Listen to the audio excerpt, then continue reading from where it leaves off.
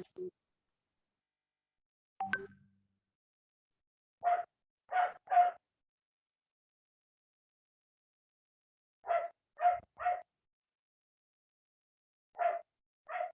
selamat sore Bapak Ibu sekalian. Selamat datang kembali ya.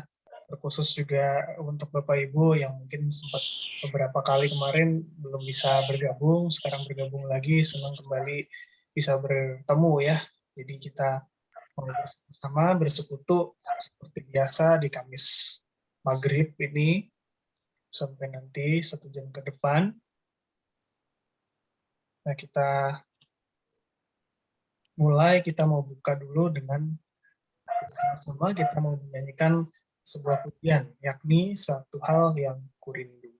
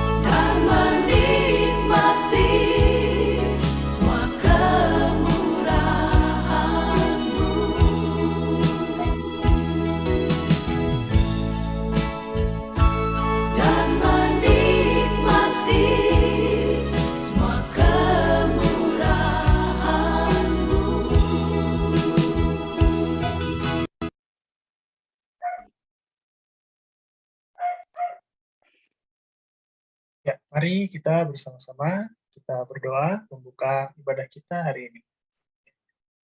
Ya Tuhan, pada hari ini kami bersama-sama kembali berkumpul untuk bersekutu, memuji Tuhan, dan terlebih lagi untuk menerima berkat melalui firman Tuhan. Dan kiranya Tuhan sendiri juga yang akan sertai kami semua untuk mengerti pesan apa yang Tuhan ingin berikan kepada kami di hari ini ya Tuhan. Berkati pula hamba-Mu ini yang penuh dengan kekurangan supaya Tuhan sendiri yang melayakkannya untuk menyampaikan pesan Tuhan kepada jemaat.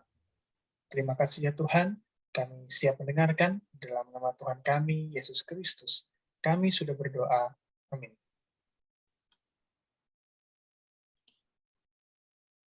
Sebelum kita menerima firman Tuhan, mari kita terlebih dahulu pujikan sebuah lagu lagi, yakni Kaulah Harapan. Andi, Pak Modi. Ya, gimana Pak? Oh, halo Pak Sabto. Selamat bergabung. Ya, makasih. Ya, mari kita bersama-sama kita pujikan Kaulah Harapan.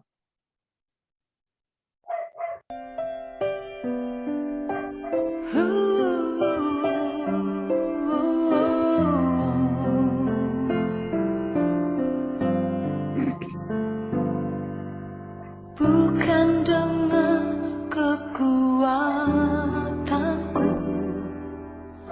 ku dapat jalani hidupku tanpa Tuhan yang di sampingku. Ku tak mampu sendiri,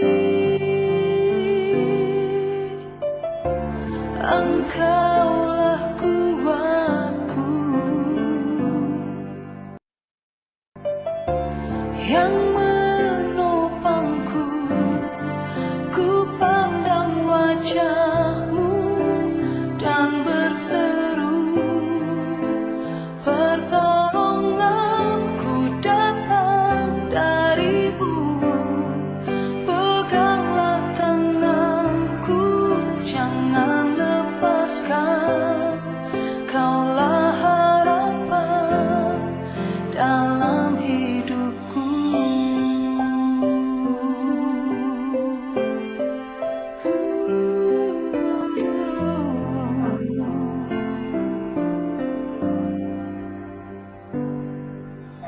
Bukan dengan kekuatanku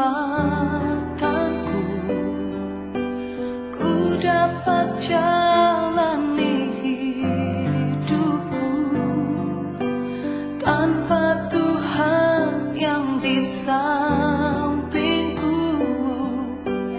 Ku tak mampu sendiri, Engkaulah kuatku yang menopangku. Ku pandang wajah-Mu dan berseru, pertolonganku datang dari-Mu. Peganglah tanganku, jangan lepaskan. Kaulah harapan dalam hidupku.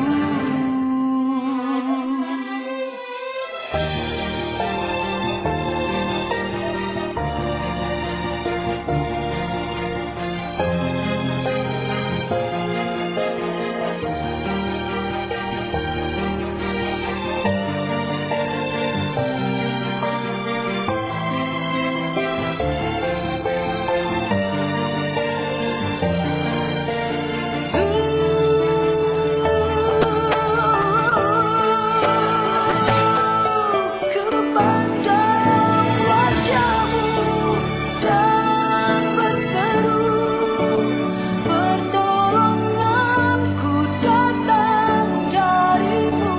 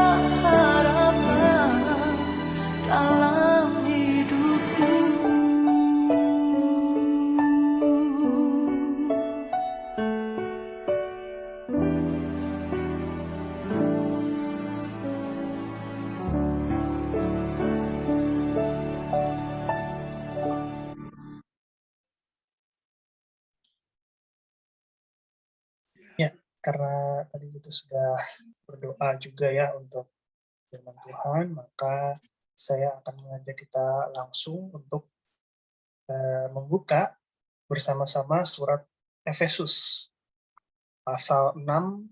Kita akan membaca bergantian mulai dari ayat 10, saya dulu, ayat 11 Bapak Ibu, sampai nanti kita sampai di ayat ke-20. Sekali lagi, Efesus 6 ayat 10 sampai 20, bergantian genap saya yang ganjil Bapak Ibu sekalian.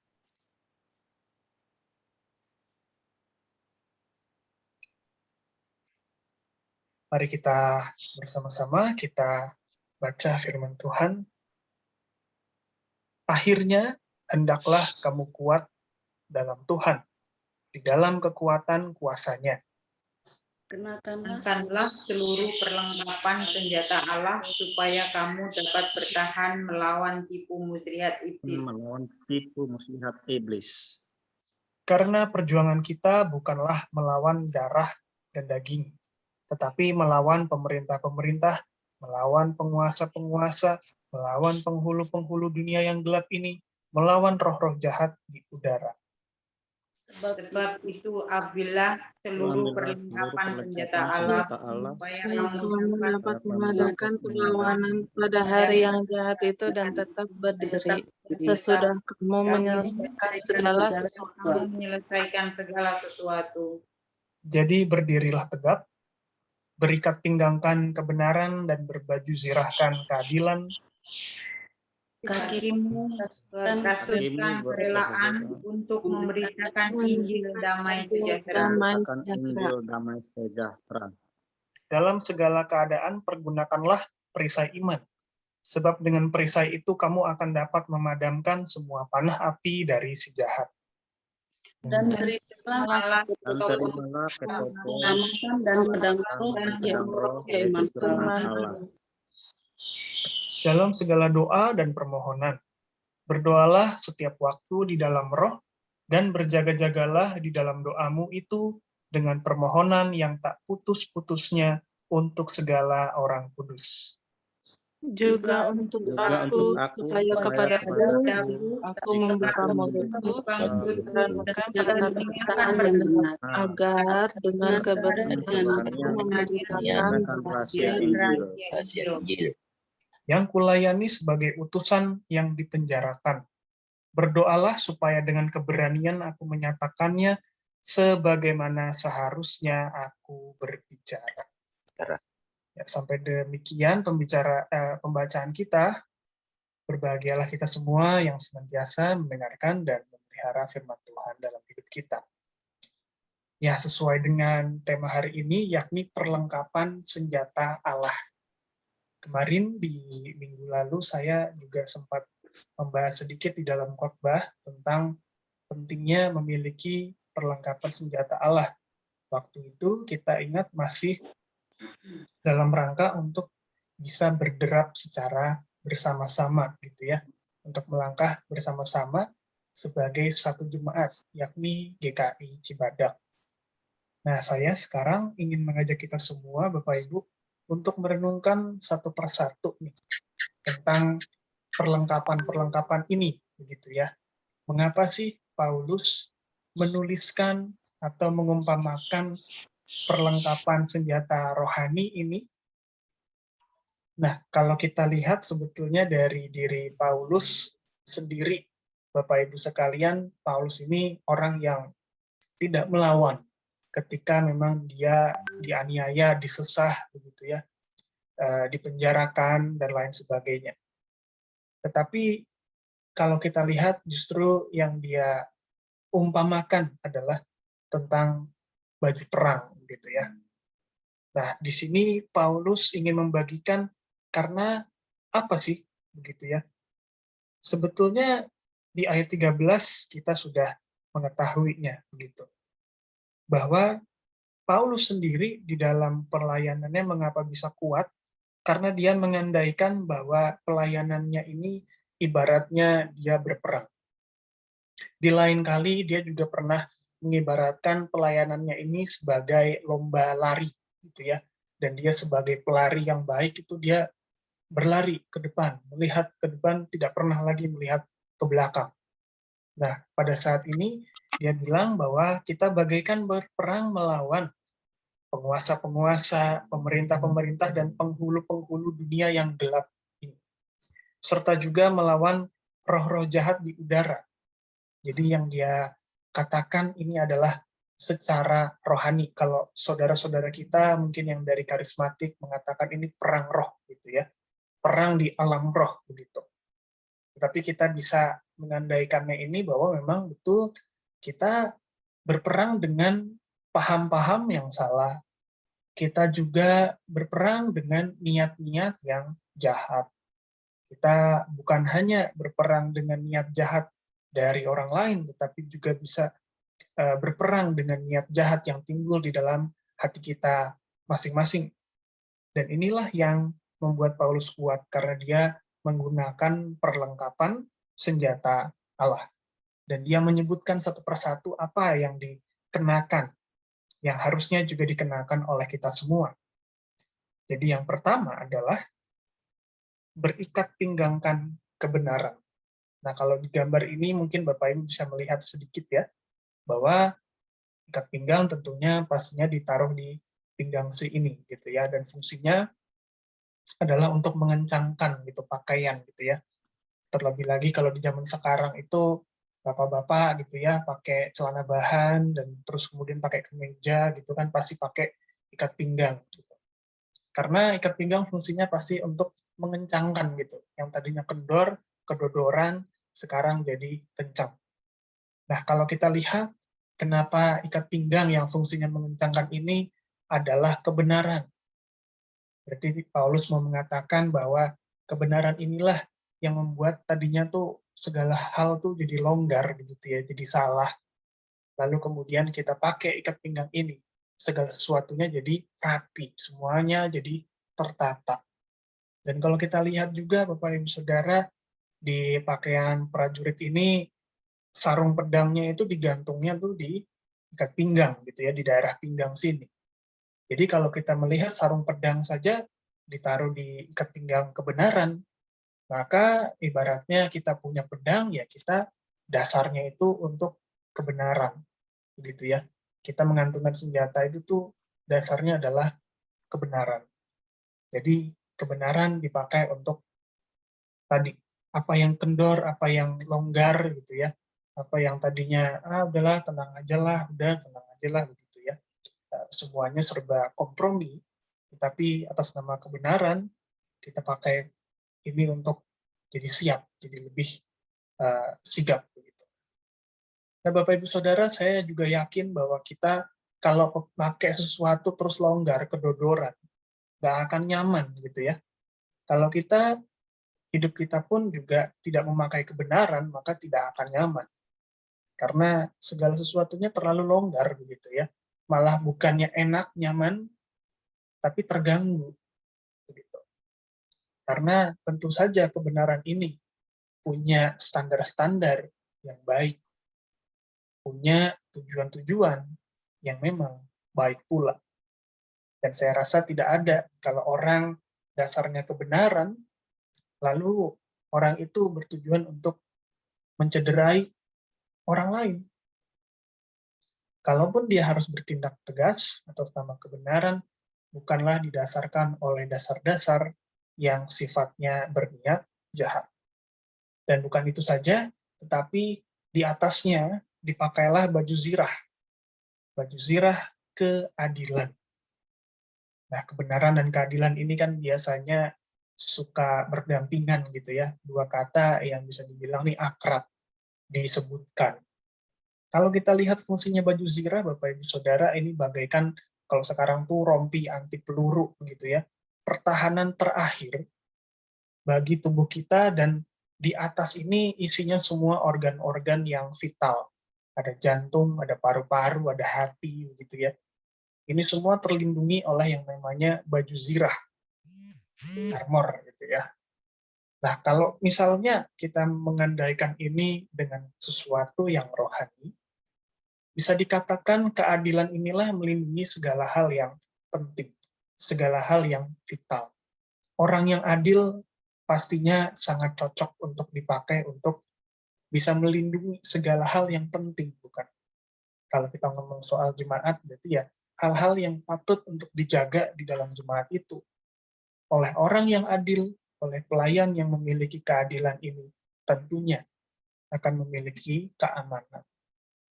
Jadi inilah mengapa kemudian Paulus mengatakan zirahnya itu adalah zirah keadilan. Yang ketiga, Paulus mengatakan, lalu kamu pakailah kasut kerelaan hati, gitu ya. Kasut kerelaan hati, kenapa, Bapak Ibu Saudara? Karena untuk memberitakan Injil damai sejahtera, ini kita perlu pakai kasut. Kalau secara fisik kita nyeker gitu ya, mohon maaf, kita tidak pakai alas kaki, lalu kita disuruh lari-lari, kita disuruh jalan kemana, ke sana kemari, tidak menggunakan alas kaki, tentunya akan sakit semua, gitu ya. Serela apapun, kita pastinya akan kesulitan. Tetapi kalau pakai kasut kerelaan hati ini, kita akan memiliki sebuah pelindung bagi langkah kita. Kemana-mana tuh nyaman, gitu ya. Seperti pakai kasut, kemana-mana, jalan kemanapun jadinya nyaman. Nah, kalau kita memiliki kerelaan hati untuk memberitakan Injil, tentunya kita juga nyaman jadinya, gitu ya, melakukan pelayanan ini. Karena tentu saja Bapak Ibu Saudara sebagai orang percaya, kita sendiri juga merasakan pergumulan itu ya, mengabarkan Injil, nggak usah jauh-jauh deh kepada keluarga kita saja, itu merupakan pergumulan. Kadang bisa juga kita mengalami keraguan-raguan. Kadang kita juga mengalami penolakan gitu ya. Bahkan oleh orang-orang terdekat kita, "Aduh, jangan ngomong Injil terus lah, firman Tuhan terus sih, Pak." Gitu kan. Firman Tuhan mulu sih, Mah, gitu. Apa-apa dikit-dikit firman Tuhan, dikit-dikit firman Tuhan, bahas yang lain kayak apa, sinetron, infotainment gitu kan. Yang gaul dikit gitu loh. Tapi ketika kita memiliki kerelaan hati ini, meskipun mungkin ada pergumulan, ada istilahnya jalan yang berbatu, fungsinya kasut inilah justru tepat gitu ya untuk melindungi supaya kita tetap rela hati.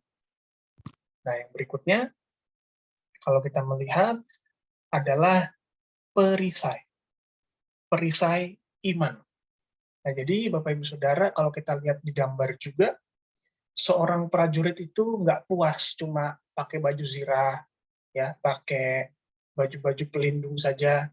Dia pun juga bawa selalu yang namanya perisai. Dia tidak membiarkan ada pedang musuh atau panah musuh itu dia langsung beradu dengan baju zirahnya. Ya.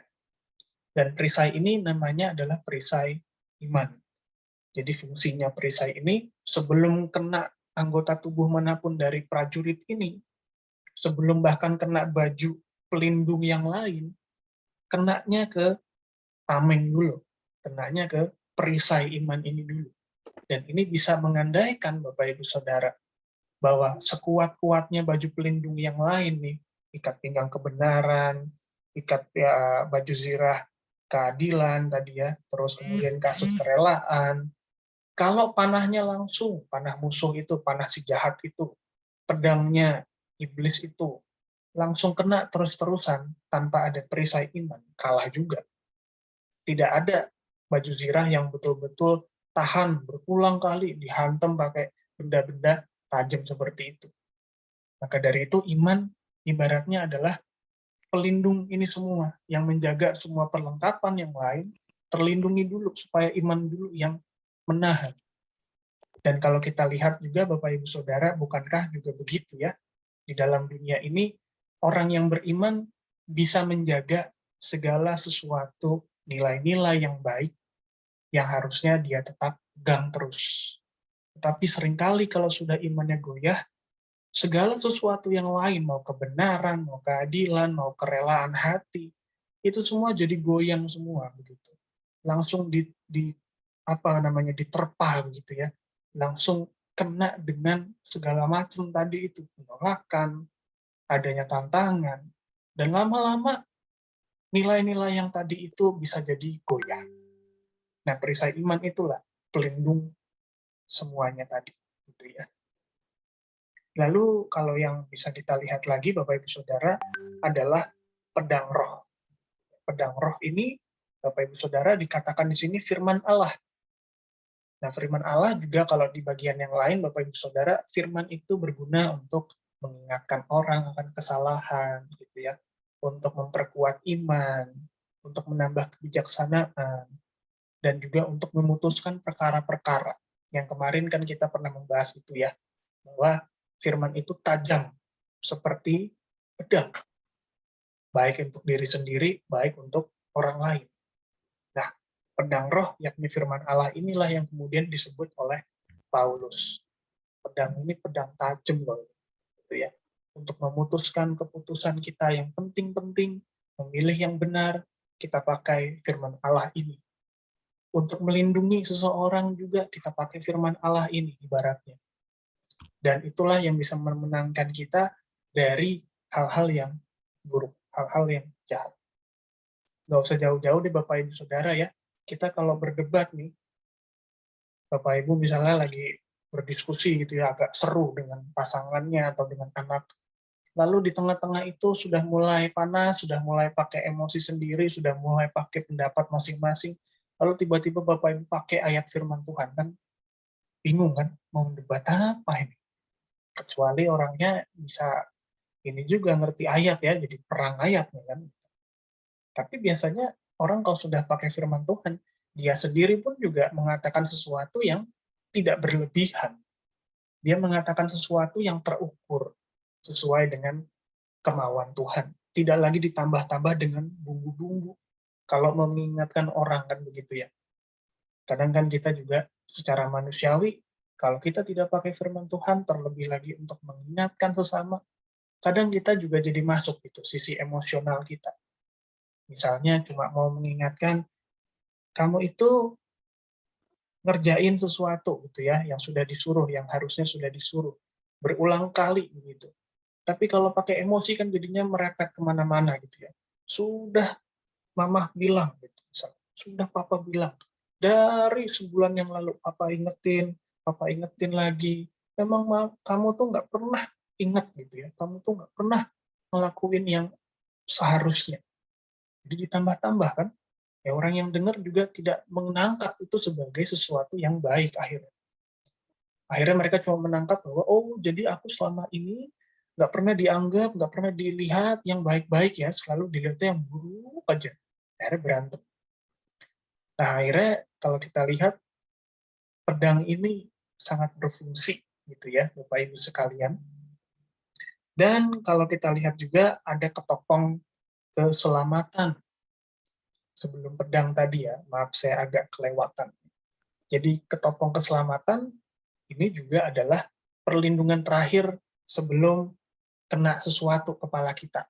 Dan kita tahu bahwa organ yang paling penting juga adalah di dalam kepala kita ini.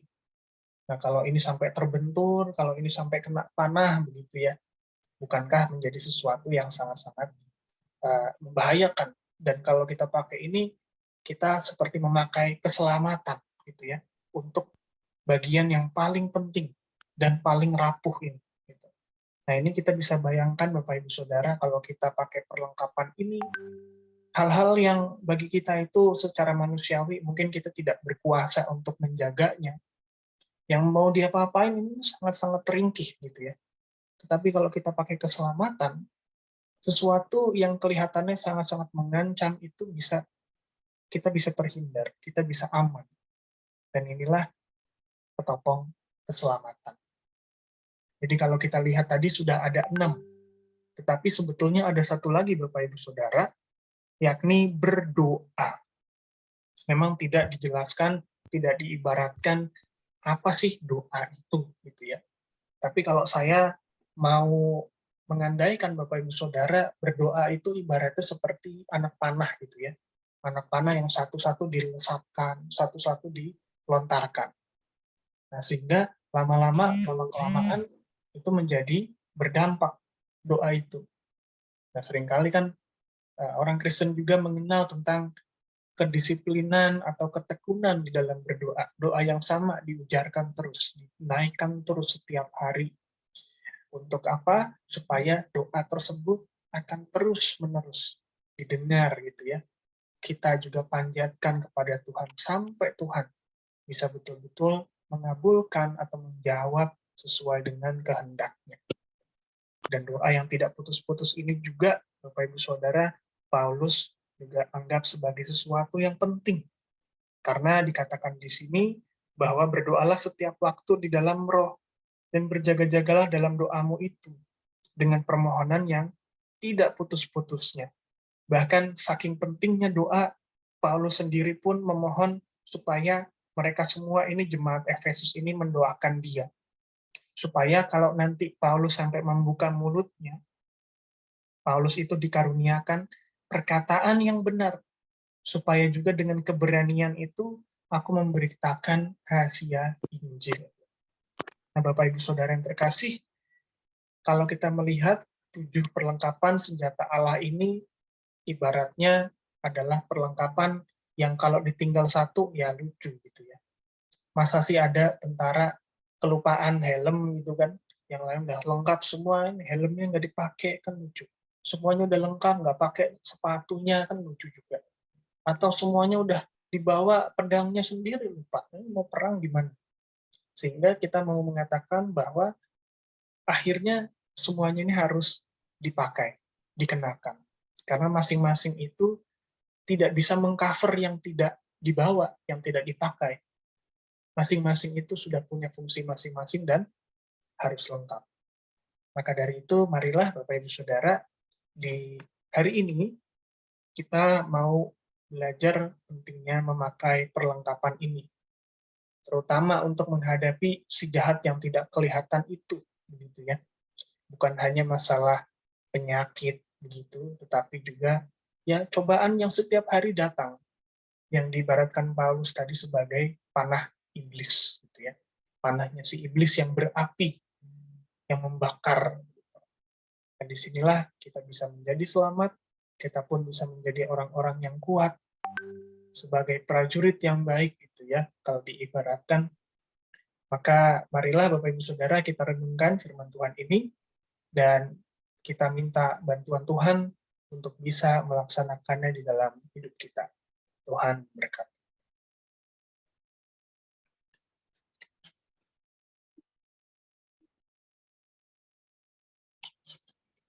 Ya Bapak Ibu Saudara, setelah mendengarkan firman Tuhan, kita masuk ke dalam doa syafaat. Mari Bapak Ibu Saudara, apabila ada yang ingin menaikkan doa syafaat, dipersilahkan.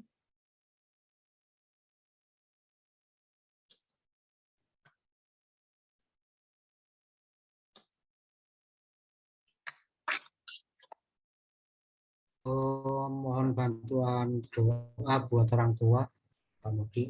Oh iya Pak Diki ya. Yang ada di Sidoarjo ya Pak ya, kalau nggak salah ya. Betul Pak. Siap.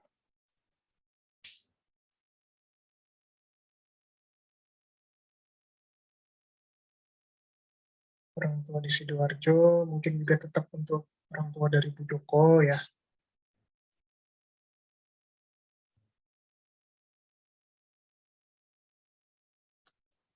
Ada lagi mungkin Bapak Ibu sekalian? Kesehatan buat semuanya aja. Ya, secara umum nanti kita akan doakan. Kalau misalnya masih ada lagi yang secara khusus mungkin.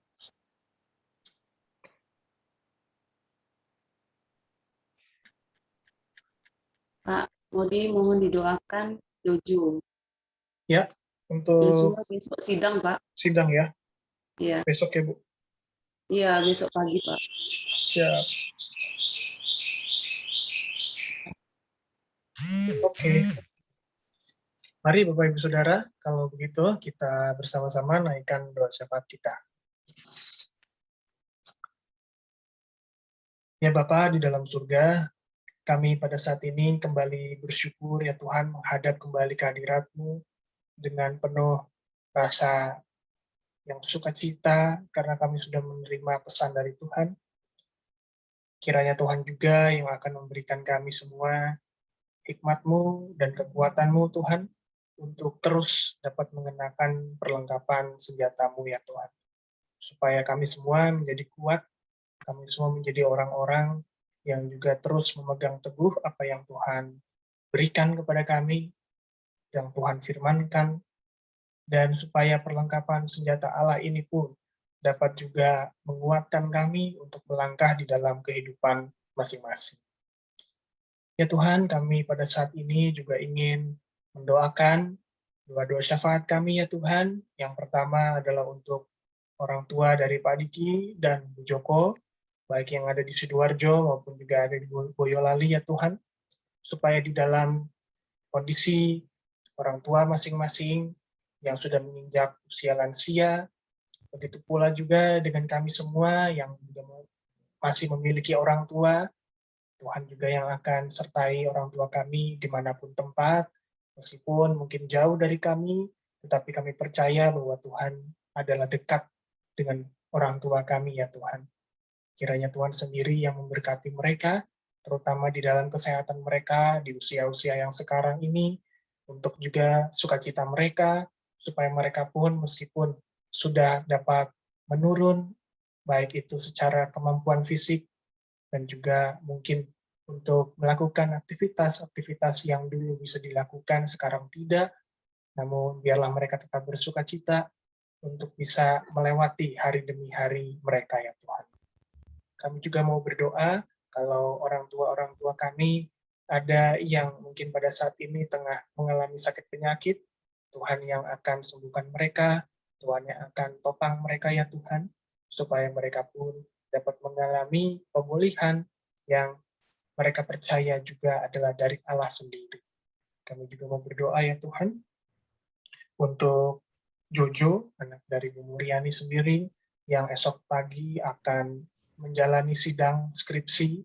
Tuhan juga yang akan menyertai ya Tuhan, supaya anak kami ini dapat menghadapi sidang yang nantinya dia harus lewati ini dengan baik ya Tuhan, dengan persiapan yang sudah dipersiapkan jauh-jauh hari, supaya Tuhan sendiri juga yang akan memampukan Jojo. Dan Tuhan juga kiranya menyertai seluruh anak-anak kami ya Tuhan, dimanapun mereka berada, baik yang masih duduk di sekolah dasar atau juga di bawah SD. Kami juga mau berdoa untuk anak-anak kami yang SMP, SMA, maupun juga yang sudah duduk di bangku kuliah, dan bahkan sudah bekerja dan berkeluarga. Tuhan juga yang akan sertai mereka ya Tuhan, dengan mimpi mereka masing-masing, dengan pergumulan yang mereka harus hadapi sekarang ini. Tuhan juga yang akan sertai anak-anak kami ini, terutama di semester yang baru, untuk anak-anak kami, supaya mereka pun dapat beradaptasi ya Tuhan, di lingkungan sekolah yang baru, di kesibukan-kesibukan yang baru, dan kami tetap berdoa juga, supaya mereka pada saatnya nanti dapat kembali bersekolah, berkuliah secara onsite ya Tuhan. Kami juga mau berdoa untuk pandemi ini yang masih berlangsung PPKM-nya, Tuhan juga yang akan sertai kami semua Tuhan, supaya bukan saja PPKM akan segera berakhir, tetapi juga supaya di dalam PPKM ini memang ada banyak perkembangan yang positif demi kelancaran tertanggulanginya pandemi COVID-19. Supaya kami semua dapat kembali beraktivitas secara normal dan pandemi betul-betul dapat ditekan jumlahnya ya Tuhan.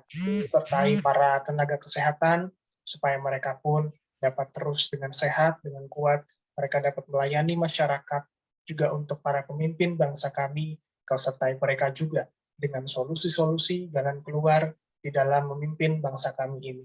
Kami juga mau berdoa ketika kami juga sebagai pribadi, sebagai keluarga, ada juga pergumulan-pergumulan lain yang mungkin tidak dapat kami sebutkan secara satu persatu, tapi untuk pergumulan secara ekonomi, pergumulan pekerjaan kami ya Tuhan, pergumulan di dalam keluarga kami sendiri, ataupun juga pergumulan kami pribadi, Tuhan yang kiranya mau turun tangan, Tuhan yang mau mengerjakan segala sesuatunya, supaya segala sesuatunya pun menjadi indah pada waktunya ya Tuhan. Inilah seruan doa dari umat-Mu ya Tuhan, kiranya Tuhan berkenan mendengarkannya, karena kami menaikkan doa ini di dalam nama Tuhan kami, Yesus Kristus. Amin. Amin. Ya, terima kasih Bapak Ibu. Kita akan melanjutkan ke persembahan. Mari Bapak Ibu bisa juga menyiapkan persembahannya, bisa juga nanti dikumpulkan terlebih dahulu, lalu nanti dapat diserahkan ketika onsite atau juga via transfer. Nah, mari kita bersama-sama kita pujikan ucapan syukur kita melalui pujian Kasih Setiamu.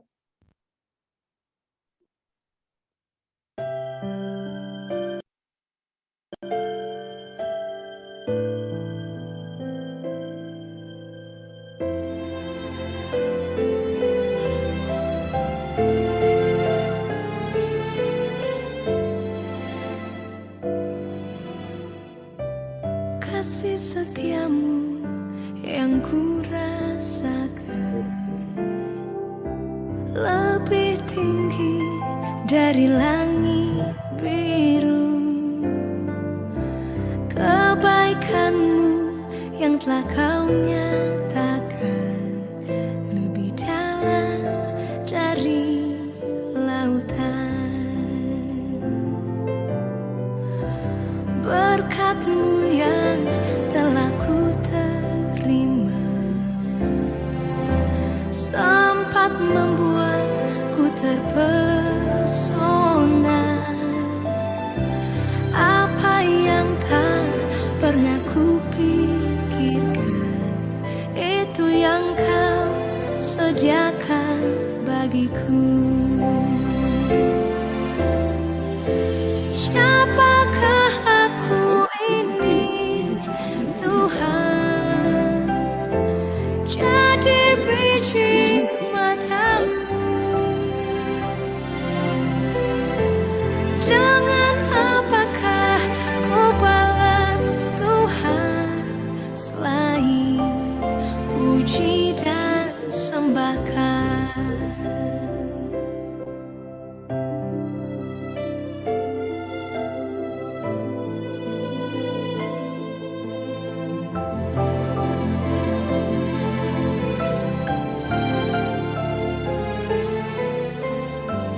Berkat-Mu yang telah ku terima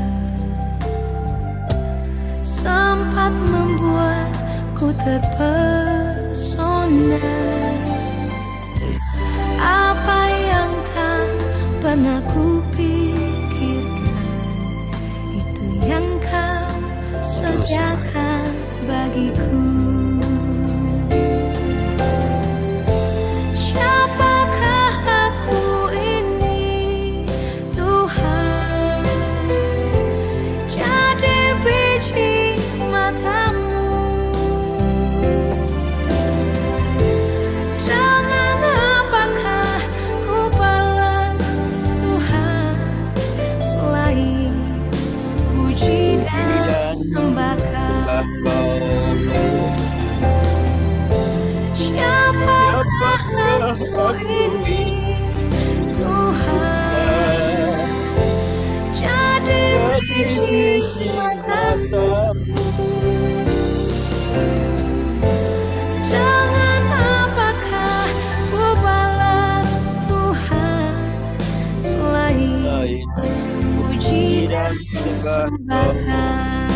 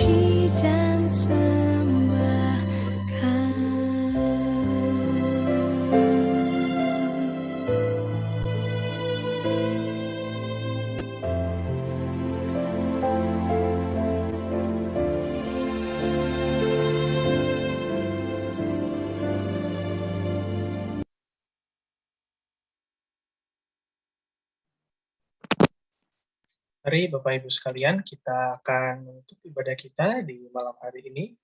Kita akan berdoa. Mari kita berdoa. Ya Tuhan, kami bersyukur bahwa berkat Tuhan pun tidak kunjung habis-habisnya datang kepada kami sekeluarga di setiap harinya. Kendati ada banyak juga pergumulan yang kami rasakan, tetapi penyertaan Tuhan dan kekuatan dari Tuhan kami terus rasakan. Dan itu semua yang membuat kami terus bersyukur ya Tuhan. Dan kiranya Tuhan juga akan gerakan kami terus untuk menjadi orang-orang yang tahu bersyukur kepada Tuhan, tahu untuk memberikan yang terbaik bagi Tuhan yang sudah memberikan yang jauh lebih baik lagi daripada yang dapat kami berikan.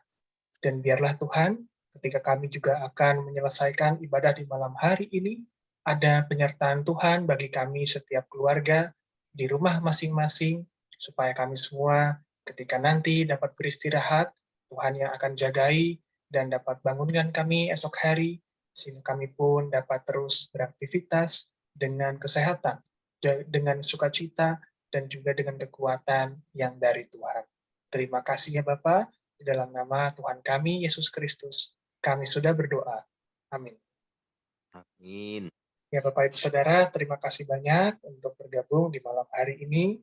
Dengan demikian ibadah kita sudah selesai. Terima kasih, Pak. Selamat malam. Terima kasih. Selamat istirahat. Terima kasih Pak Mode. Selamat Mari malam. semuanya. Puji Tuhan. Dan